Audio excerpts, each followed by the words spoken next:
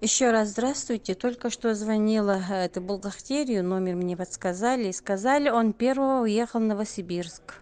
Точно отправили его. Там в этом в СИЗО его уже нету. Тогда куда делся? Сейчас опять звоню этому Прянишникову. Почему ему говорят, что он не поступал, когда он уже первого уехал от СИЗО-1? Я думаю, в Питере его не переведут, потому что это Питер ближе к Москве же. Испугается, наверное. Все-таки, наверное, Новосибирск. Там же эти в Иркутске мне сказали, что его направили в Новосибирск. Но пока еще деньги на счету в Иркутске, потому что, кажется, им не сказали, что он поступил в Новосибирск, поэтому лежат там. Мы системе не приходится верить, потому что мы бумагам верим. Сейчас все бумагами.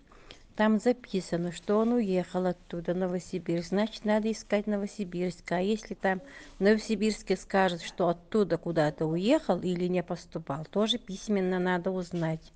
Поэтому надо теребить уже, наверное, адвокатов. А Ольга Михайловна здесь, значит, Пряничникова надо, чтобы он узнал. Он как адвокат же должен узнать.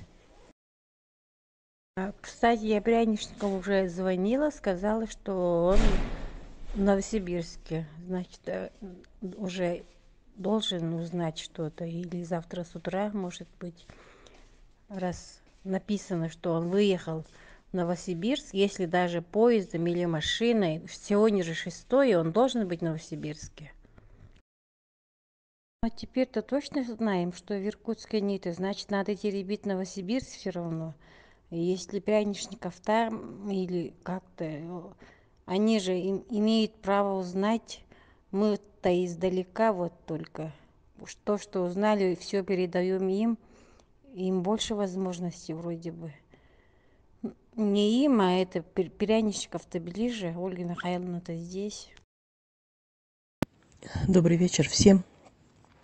Я немножко прошу прощения, тут утром только пообщалась с некоторыми людьми, я днем не могла следить, не следила за новостями, сейчас еще даже не успела все прочитать, бегло только просмотрела, что вы подтверждение получили, да, что в Иркутске его уже нету, кто звонил. Вот, ну, что я хочу сказать, я вот в понедельник еще писала, да, что там новосибирцев я просила посетить больницу, обещали в среду, сегодня они ходили в больницу. То есть там женщина есть поддерживающая, да, вот, ну, ролики мы раньше видели, они в пикеты выходили и так далее. В общем, женщины и мужчины там еще, они ездили сегодня в эту больницу. Передачку собирались передать, и я просила передать записочку Александру. Вот, что получилось? Она мне вот сейчас отписалась, что передачку у них не приняли.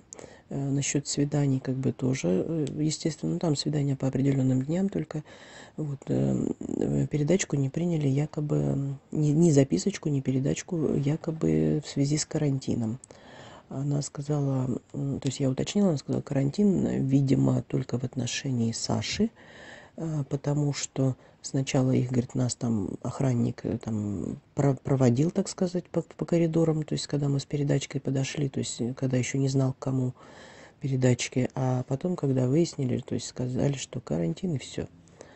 Вот, ну, по крайней мере, она мне не озвучила, что его там нету. Я еще сейчас ей написала, переспросила, не знаю, что ответит, но вот отказ был якобы в связи с карантином. Ну, карантин там, да, может быть, как для вновь прибывшего для него. Скорее всего, это так и есть. Вот. Но все дальнейшее надо тогда вот с ними официально общаться, начинать. То есть я-то рассчитывала, как бы, чтобы по поводу свидания они там уточнили. Свидания там, в принципе, у них на сайте указано, что разрешены в определенные дни родственникам.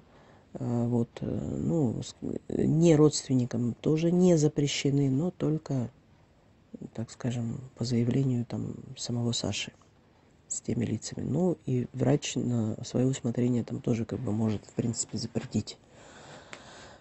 Вот. Ну, по крайней мере, вот, не знаю, не сказали, что его там нет.